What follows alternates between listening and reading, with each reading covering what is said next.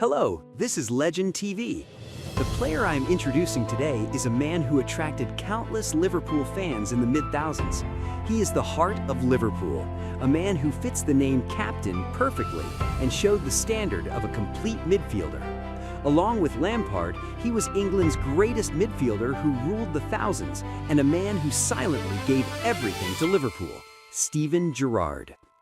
Born in Huyton, a suburb of Liverpool, Gerrard was born with a club foot, a deformity of the feet. He overcame this through corrective treatment and joined the Liverpool youth system as a child, but even Gerrard's father felt his skills were not outstanding at first. However, both his father and Gerrard were proud of joining the Liverpool youth team and were full of passion for football. Unfortunately, just a year later, he was shocked at a young age by losing his beloved cousin in the Hillsborough disaster. His cousin, John Paul, who was among the fans crushed to death, was only 10 years old and the youngest victim. Gritting his teeth and soul into football, he eventually signed a contract and joined the adult team. Until then, Gerrard was a youth player receiving a weekly wage. It was a weekly wage that made it difficult to take a taxi, but Gerrard considers this time to be heaven and thinks it was much more valuable money than the young players who receive huge sums today. At that time, the players receiving the most attention among prospects were Gerrard and Michael Owen. After joining the first team, Gerrard began to grow while training with John Barnes, Redknapp, Robbie Fowler, and McManaman, whom he admired. And a year later, he played his first debut match against Blackburn, followed by his first appearance on the European stage in the UEFA Cup against the Spanish club Celta Vigo a month later. Interestingly, Gerrard's first position at this time was right defense, not midfielder. Later, when central midfielders Redknapp and Hamann were out due to injury, he took charge of the team's center and leapt forward as a regular. A year later, in the match against Sheffield Wednesday, he scored his debut goal, creating a sensation. This goal was the only one in that season, but Liverpool fans cheered at the birth of a new genius. As he played as a regular for Liverpool, he contributed to the team as a multi-talented resource and rose to the core as a defensive midfielder with excellent tackling. As his offensive talent gradually appeared, he began to show versatile performances by playing as an attacking midfielder and central midfielder. He made a great contribution to Liverpool, achieving 3 trophies in the League Cup, FA Cup, and UEFA Cup. Winning the Newcomer of the Year award, he received the call-up for the England national team and even joined the national team for Euro. Watching the World Cup in Italy on TV as a child, he dreamed of the England national team and imagined England reaching the World Cup finals. When he was first selected, he felt like he had entered the stairway to heaven. As a side note, Gerrard has a history of being eliminated from the England representative trials for under 15. For that reason, he wanted to prove to those who rejected him that they were wrong. And he achieved his first senior national team debut in a match against Ukraine. Unfortunately, he could not participate in the World Cup due to injury. In the season when he took over the captain's armband from Sami Hyypiä, who was the team's captain, Gerrard's age was only in his early 20s. The manager at the time, Houllier, told Gerrard after training, "I think you are ready to be the captain of Liverpool." And Hyypiä also encouraged and comforted Gerrard, saying he was fine. At this time, Manchester United manager Alex Ferguson evaluated Gerrard like this: "He is the most influential player in England. There is no room for disagreement. I hate to admit that Liverpool has a player as outstanding as Roy Keane." But in Ferguson's autobiography published a decade later, he evaluated Gerrard below Michael Carrick. Until this time, Liverpool was a candidate for the title, but had many regrets, repeating second and third place in the league. And in the year when Roman came as the owner of Chelsea and spent a lot of money, Liverpool faced a difficult situation.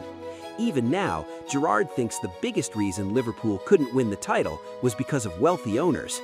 While several clubs like Chelsea and Arsenal were performing greatly, Liverpool also tried to innovate by appointing manager Benitez. The dismissal of manager Houllier, who was like a father to Gerrard, was heartbreaking. Gerrard's thought of the newly welcomed Benitez was that he was an amazing tactician. Among the managers Gerrard experienced through Liverpool and the England national team, he was the best in terms of tactics. He had the ability to organize the team and make it stable. This ability bore fruit later in Istanbul. In the final match of the Champions League group stage of that season, Liverpool had to win by 2 goals against Olympiacos to go to the round of 16. On this day, Liverpool was able to go to the round of 16 with captain Gerrard's mid-range goal. Gerrard's goal scored on this day has always been ranked high in the list of the best Champions League goals ever. They advanced to the finals held in Istanbul by defeating Leverkusen, Juventus, and Chelsea in turn. The final opponent was AC Milan, where monsters like Gattuso, Kaká, Pirlo, and Seedorf were holding out in the midfield. The strikers were Shevchenko and Crespo. They conceded 3 goals in the first half alone and seemed to collapse. After the first half, manager Benitez said in the locker room, "If we believe we can do it, we can. Seize the chance to be heroes." And Liverpool, filled with determination for the second half, began to create a miracle. Gerrard caught up with a header goal that became the stepping stone for the chase, followed by 2 more goals in a few minutes. After going to a penalty shootout, they achieved the Champions League victory by blocking Shevchenko's kick with Dudek. With this victory, Gerrard is recorded as the second youngest among the captains who have won. The miracle of Istanbul was not the end. Despite many key players being released at the time, they advanced to the FA Cup final. In the final against West Ham, Gerrard scored 2 goals and an assist, including a fantastic equalizer in the 90th minute, dragging the game to a penalty shootout. And as Liverpool won, a miracle was created once again. On this day, Gerrard's rating reached 10 points. Meanwhile, after the season ended, when Chelsea's manager Mourinho took office, he attempted to recruit Gerrard. To Gerrard, glamorous London was a place of no meaning. He just briefly wondered what it would be like to play under Mourinho. However, Gerrard's heart was towards Liverpool, and he could not give up the love and respect of the fans. In the year after, Liverpool recruited genius striker Fernando Torres from Atletico. Torres already wanted to come to Liverpool, and he and Gerrard created a more perfect Liverpool. He broke all of Michael Owen's records, but it wasn't just Torres' strengths that existed. Gerrard boasted explosive scoring power as a midfielder. He performed as a shadow striker and scored 16 goals, including his first hat-trick since professional debut. Liverpool's attack breathed fire, but manager Ferguson won the title by widening the points with veteran game management. In the year after, Gerrard was caught up in the transfer rumors of several key players in the team. When the team failed to win and struggled, they sold key players too easily, and it was expected that Gerrard would be the same. After Xabi Alonso and Mascherano left, he even expressed being desperate at the sense of loss of losing his partners. Although manager Hodgson newly took office and Real Madrid sent a love call, Liverpool refused, saying they wouldn't even look at it for less than $35 billion. As Gerrard, who was like the icon of the team, showed movement to leave for the title and a new challenge, Liverpool attempted to recruit Joe Cole. Eventually, Gerrard declared his stay while dismissing the rumors floating around. Manager Hodgson persuaded Gerrard with his plans for the future, but once the actual matches began, he used Gerrard like a slave. Liverpool fell into an abyss as Torres' slump overlapped, and Torres eventually left for Chelsea. He made the Merseyside derby against Everton into his 400th appearance for the same team, which was the 5th record in Liverpool history. Gerrard led a 3-0 victory while scoring a hat-trick. He set a record for his 100th game for the England national team, but unfortunately, on this day, Ibrahimovic scored 4 goals alone and destroyed the England defense. In the season when Brendan Rodgers took office as new manager, Gerrard struggled. Manager Rodgers pursued a fast tempo, and Gerrard was slow in tempo when he was on the offensive side. Gerrard was reminded of Andrea Pirlo's play. As he moved down from the midfield to become a deep-lying playmaker, he began to accumulate assists and revived by even becoming the top helper in the team. When the long pass was connected to the front perfectly, fans cheered that this was true long-ball football. In the season when they challenged for the league title with the powerful firepower of world-class strikers Luis Suarez, Sturridge, and Sterling, even when they dramatically defeated Manchester City 3-2, a title competitor, Gerrard gathered the players and shouted the final fight. If they just concentrated a little more and recorded 2 wins and 1 draw in the last 3 games, the title would be achieved by their own strength. But Liverpool fans saw a sight they could not believe. Gerrard made a mistake when receiving a pass from a teammate and allowed a goal to Chelsea striker Demba Ba. Afterward, Chelsea locked their goal, and an impatient Liverpool conceded an additional goal to Willian while making an unreasonable attack. Because Liverpool's league title failed due to his own mistake, he even thought of suicide inside his car. He even turned off his smartphone. On the night when the title collapsed, Gerrard fell asleep relying on sleeping pills. Luis Suarez transferred to Barcelona, leaving a word to take good care of Felipe Coutinho. Gerrard knew that Coutinho would leave Liverpool one day.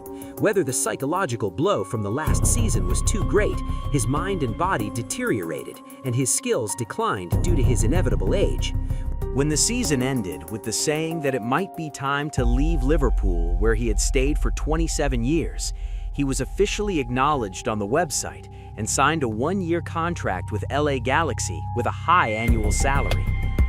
A while later, when he came on as a substitute in an important match against Manchester United with a Champions League ticket on the line, he was sent off in 30 seconds and had to leave the field lonely. And in the last round, he played and scored a goal himself, but the team conceded 6 goals, and it became the start of a crushing defeat. On the contrary, Drogba, who retired on the same day, recorded a goal and an assist in Montreal, showing a contrast in fate. After moving to the US stage, he recorded 3 goals and 4 assists, but he was criticized for being below expectations for a player given a high annual salary, and in less than a year, he decided on his final retirement in November. Gerrard, who played more than 700 games for Liverpool and experienced over 100 games representing England, delivered his gratitude to the fans. A representative, complete player, Steven Gerrard, who has high tactical understanding and all the abilities required for a soccer player no matter where he is placed. He is also a player with polar opposite evaluations among fans, being called by a certain nickname in Korea for committing fatal mistakes at every important moment. However, among world-class tacticians like Del Piero, Henry, Nesta, Beckham, Totti, and Pirlo, Gerrard was evaluated as a very intelligent world-class player. The current Real manager Zidane says of Gerrard, "His talent is something that is born and cannot be learned." The heart of Liverpool has left, but his spirit still remains on the Anfield ground. If you enjoyed it, please click subscribe and like.